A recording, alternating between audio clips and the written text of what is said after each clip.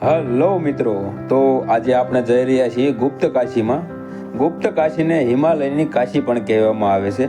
ભારત વર્ષમાં 3 કાશી પ્રસિદ્ધ છે, જેમાં વારાણસીમાં વસેલું કાશી વિશ્વનાથ ને મુખ્ય ગણવામાં આવે છે અને બીજા 2 કાશી દેવભૂમિ ઉત્તરાખંડમાં આવેલા છે, જેમાં પહેલું કાશી વિશ્વનાથ ઉત્તર કાશીમાં અને બીજું કાશી વિશ્વનાથ ગુપ્ત કાશીમાં છે. તો આપણે પહોંચી ગયા છીએ કાશી વિશ્વનાથ મંદિર ગુપ્ત કાશીમાં.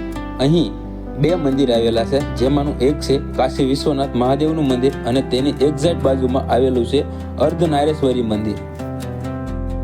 મંદિરના પરિસરમાં અંદર આવતાની સાથે આપણને એક કુંડ જોવા મળે છે, જેનું નામ છે મણિકર્ણિકા કુંડ, જેમાં 2 ધારાઓ વહે છે, જેમાં ગૌમુખમાંથી યમુનાજી અને હાથીમુખમાંથી ગંગાજી એમ 2 ધારાઓ વહે છે.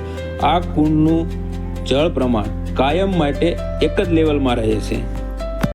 આ ધામને પાંડવોની મોક્ષ યાત્રાનો અંતિમ પડાવ એટલે કહેવામાં આવે છે, કેમ કે અહીં નકુલ અને સહદેવને ભગવાન હોવાનો આભાસ થયો હતો, પરંતુ પાંડવો અહીં પહોંચ્યા તે પહેલા ભગવાન શિવ અહીંથી ગુપ્ત થઈ ગયા, એટલે પાંડવોએ ભગવાન શિવ સહિત માતા શક્તિની આરાધના કરી. પાંડવોની આરાધનાથી માતા પ્રસન્ન થઈ દર્શન આપી વરદાન માંગવા કહ્યું.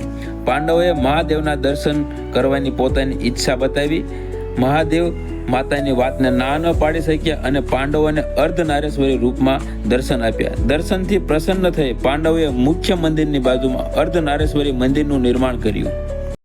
આ એ જ જગ્યા છે જ્યાં માતા પાર્વતીએ ભગવાન શિવ સાથે લગ્ન કરવા માટે કઠોર તપસ્યા કરી હતી અને ભગવાન શિવ પ્રસન્ન થઈ માતા પાર્વતીનો પ્રસ્તાવ સ્વીકાર્યો અને ત્યાર પછી દેવાધિદેવ મહાદેવ અને માતા પાર્વતીના લગ્ન ત્રિયોગી નારાયણ મંદિરમાં થયા હતા, જે આપણે આગળના વિડીયોમાં જોઈશું.